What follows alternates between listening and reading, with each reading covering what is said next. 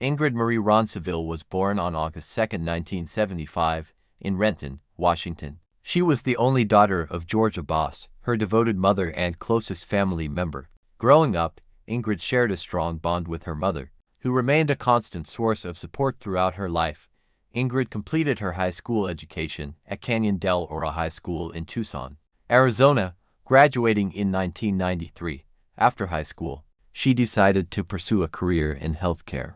She enrolled at a local university and worked hard to earn her Bachelor of Science in Nursing 4 years later. About 3 years after completing her degree, Ingrid returned to Washington. It was there that she met Philip Line. Their relationship grew quickly, and the couple eventually married. After the marriage, Ingrid adopted his last name, becoming Ingrid Line. Motherhood soon became the most meaningful part of her life. She and Philip welcomed 3 daughters, Rhea, Brooke, and Noel. Each child was born 2 years apart, and the girls quickly became the center of Ingrid's world. She devoted herself to being both a loving mother and a hard-working professional.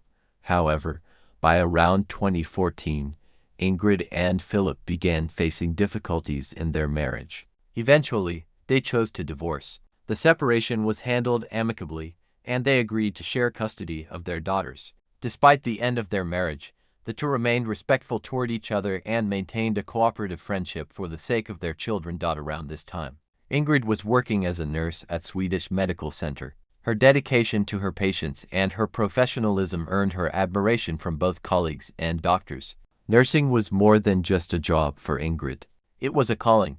Outside of work, Ingrid relied heavily on the support of her mother, Georgia, who played a major role in helping raise the girls. The relationship between grandmother and grandchildren was strong, and Georgia remained deeply involved in their lives. By 2016, 2 years after the divorce, Ingrid had built a comfortable and stable routine.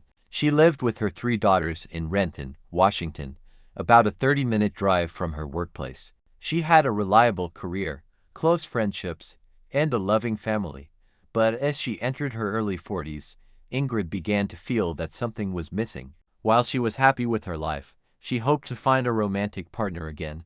This desire eventually led her to explore online dating. At first, she spoke with several men, but none of the conversations developed into anything serious. That changed when she met someone named John Charlton. John Charlton was born in the late 1970s in Seattle, Washington. He was raised by his parents, Rhea and Joan Charlton, both of whom had served in the military. Their background instilled strict discipline and high expectations for John and his sister Shannon. However, John struggled to meet those expectations. Over time, resentment began to grow inside him. That anger often surfaced when he drank alcohol or used drugs, habits that became increasingly common in his life. His criminal history began in 1997 when he was charged with misdemeanor assault in King County. The following year, he was cited again, this time for reckless driving. As the years passed, his relationship with his parents deteriorated further. By 2006, tensions had reached a breaking point. Exhausted by his behavior, his parents sought a protective order against him. They told the court that John had become verbally abusive and often tried to provoke confrontations at home. Despite their concerns, the request for the protective order was denied. John's father explained that his son was struggling with substance abuse and extreme emotional pressure, which he believed had contributed to serious mental instability.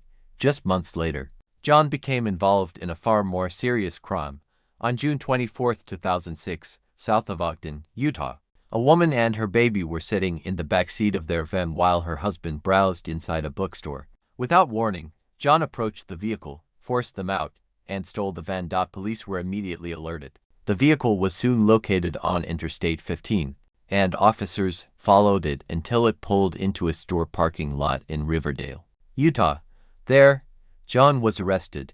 Initially, he was charged with aggravated robbery. However, he eventually agreed to plead guilty to a reduced charge of attempted aggravated robbery. The court sentenced him to between 1 and 15 years in prison. In reality, he served only about 21 months before being released on June 24, 2008. Within months of his release, he committed additional crimes. He was convicted of felony robbery in Montana and misdemeanor assault in Idaho. Altogether, he spent roughly 3.5 years behind bars before being released again in 2012. After that point, Details about John's life became difficult to trace. One factor that made John particularly dangerous was his appearance. He was considered attractive and could be extremely charming when he wanted to be. He often used those traits to manipulate women through romantic relationships before eventually revealing a much darker personality. Around mid-2012, John took a temporary job where he began dating a coworker. At first, she was drawn to his charisma, but over time, she began to notice subtle warning signs in his behavior, something unsettling she couldn't quite explain. Trusting her instincts, she ended the relationship. By 2013, they had completely separated. Several other women would later become involved with John. Many of their identities remain confidential for safety reasons. When investigators later interviewed these women, some described disturbing behavior. A few even claimed John had admitted involvement in serious crimes, claims that authorities attempted to verify. In reality, John's life lacked stability. He often worked temporary jobs and had no permanent home. Sometimes he slept on the streets. Other times he stayed with former girlfriends. People who knew him described him as quiet and reserved. But when he drank or used drugs, his personality could change dramatically. This complicated combination, charm, unpredictability, and physical attractiveness, was what eventually brought him into Ingrid's life through an online dating site.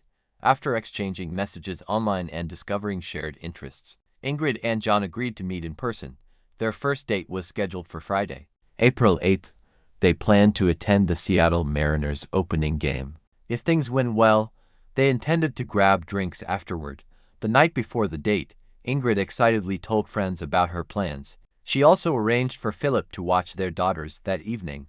On April 8th, Ingrid and John attended the baseball game, which started shortly after 7 p.m. They appeared to enjoy themselves and later went to a nearby bar to continue the evening. At around 10:35 p.m., Ingrid sent a text message to a friend saying that things were going well, but that night would soon take a horrifying turn. Instead of the romantic connection she had hoped for, Ingrid's decision to bring John back to her home would prove fatal. At some point during the night, John murdered her. Investigators later determined that he dismembered her body using a sharp gardening tool. After cleaning the scene, he placed her remains into plastic bags from the kitchen. He then took Ingrid's car keys and drove her 2015 Toyota Highlander to Seattle, where he disposed of the bags in recycling bins. Meanwhile, the following morning, Philip arrived at Ingrid's house around 10 a.m. to bring their daughters home. He knocked several times but received no answer. He quickly noticed something unusual. Ingrid's car was missing. This was strange because he knew she had the day off. Growing worried, he tried calling her phone repeatedly, but she never answered. Philip then contacted Ingrid's mother, Georgia, who soon arrived with a spare key.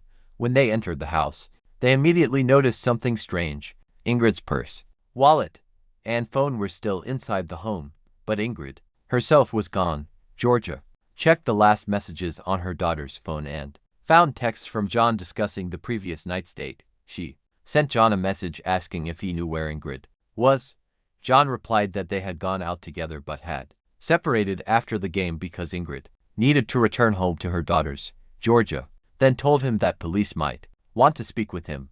After that message, John stopped responding. Concerned, the family contacted authorities later that same day. While investigators were beginning their work, a resident in Seattle made a shocking discovery while taking out recycling. At the bottom of a bin, he noticed several white kitchen trash bags that clearly didn't belong there.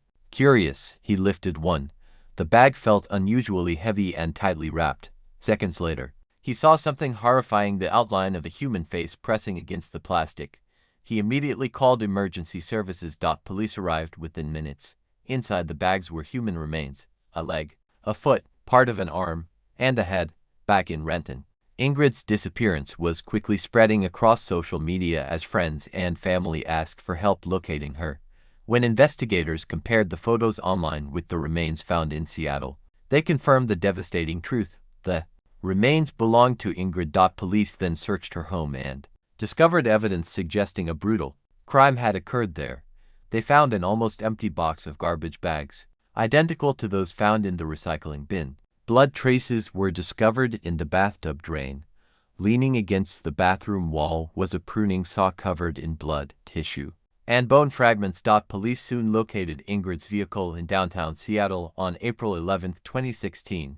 Fingerprints lifted from the driver's door handle matched John Charlton. Soon afterward, John was arrested.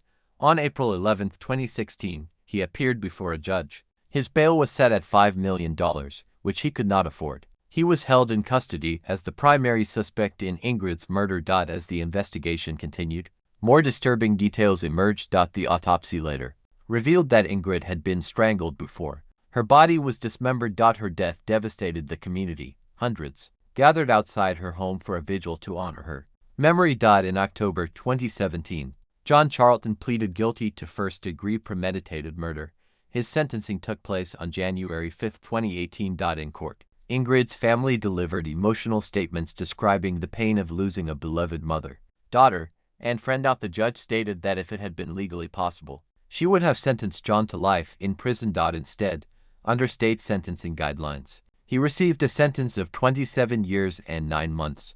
The case sparked widespread public outrage, especially because John could potentially be released around the age of 60. To this day, he has never fully explained why he committed the crime. Meanwhile, Philip continues to raise their 3 daughters, honoring Ingrid's memory and ensuring they grow up surrounded by love and support. Fundraising campaign created for the girls raised more than $270,000 to help secure their future. If you found this case informative, don't forget to like the video and subscribe to the channel. We share true crime stories regularly.